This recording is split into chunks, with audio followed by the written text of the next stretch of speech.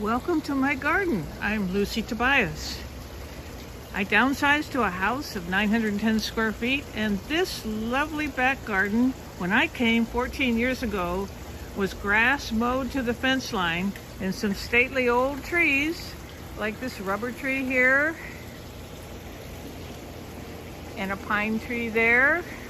So everything you're seeing today has been added since then. I'm a ponder, which means if it's got water music, I'm there. And here we are over here at a 300-gallon stock pond. It has goldfish,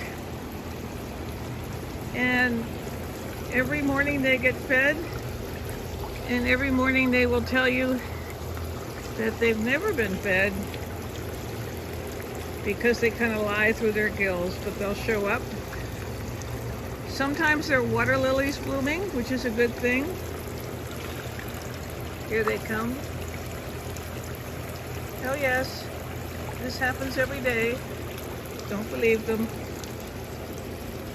The pond is surrounded by Fakahatchee grass, which is a Florida native, and it makes a lovely living wall around the pond. I want to take you around to the backside to show you a couple of things. One is the catio here for the cats. I have 2 indoor cats, and so they can get a little bit of outside without going outside and killing birds. And here is my seating area for people to sit and look at the pond. We'll come over here so you can see the backside of Buddha. That is a solar Buddha. Gathers sunlight in the globe in the front. And here we have the back of the pond. A lovely place to sit and contemplate. And now we're going to go back to the front of the pond. Over time I have built some paths, and the path we're going to walk now is in the center. And as you can see, the start has a lot of sand. And that's because every garden needs a little sand.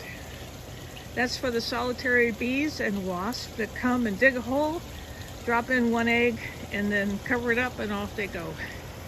Over here we have St. Francis taking care of everything, a bird feeder, and I let all of this kind of go wild, and whatever happens, I did put in some scorpion tail and some perennial peanut. So the first thing we come to is Irene the Zen Frog.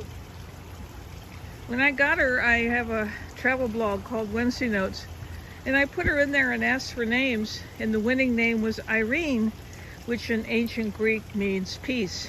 Works for me. So let's start on the walk here. Everything you're seeing is pollinator friendly for birds, bees, butterflies, dragonflies. There's flowers along the edging here. A recent addition is a guardian cat. This is the kind of cat to have in your garden. And I have a little solar fountain and a bird bath.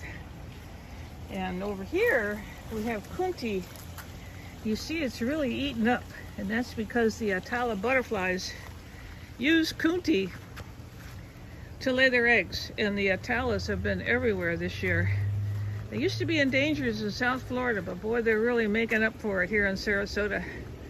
This is a flamingo, and this is a butterfly tree, also called milkweed tree, and yes, the monarchs like it. And look, it puts out absolutely beautiful flowers. So we go around the corner here, and I know you're used to seeing purple Mexican pentas, but this is white Mexican penta. And over here along the fence line, there's a lot of butterfly things going on. Pipevine for the swallowtails and all that good stuff. I don't put anything actually on the fence anymore because recent hurricanes keep blowing down fences, and that doesn't work for me. So we're going around the curve here. There's some plants waiting to be planted. This is a mango tree that Lori gave me. By the way, I want you to notice how good the path looks. That's because they're garden girls who like to come here and weed. I hate to weed.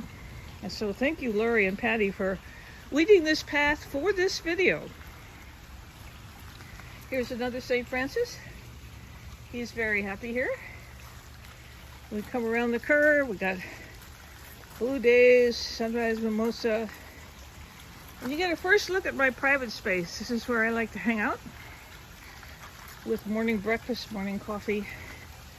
Another beautiful pollinator friendly thing. And over here, we have my first ever bog pond. It needs a new plant. That's also my first bubbler. I've done spitters and water fountains, but that's my first bubbler. And this time a blue flamingo. Here's a pagoda plant. I was given one pagoda years ago, and you know how that goes. They are now all over the garden. So we're back to the path again. And I want to bring you down the path and around the corner to show you this pond. You'll see that this pond is covered with pots, all kinds of pots. They're decorative, but they also serve a purpose, and that is to keep out the midnight marauders, namely raccoons and other things. And there's my little spot over there so I can sit and listen to the water music. So now you've had a quick look. I want to show you these big pots here, the Taverna pots. A couple years ago on my birthday, I'd always wanted these pots, and I just went out and bought them. Because you know what? If you're a gardener, you have to be good to yourself. So now you've had a look at my garden, and you can welcome. It's my happy place. This is where I de-stress, and you are welcome to come here anytime. Thanks for joining me.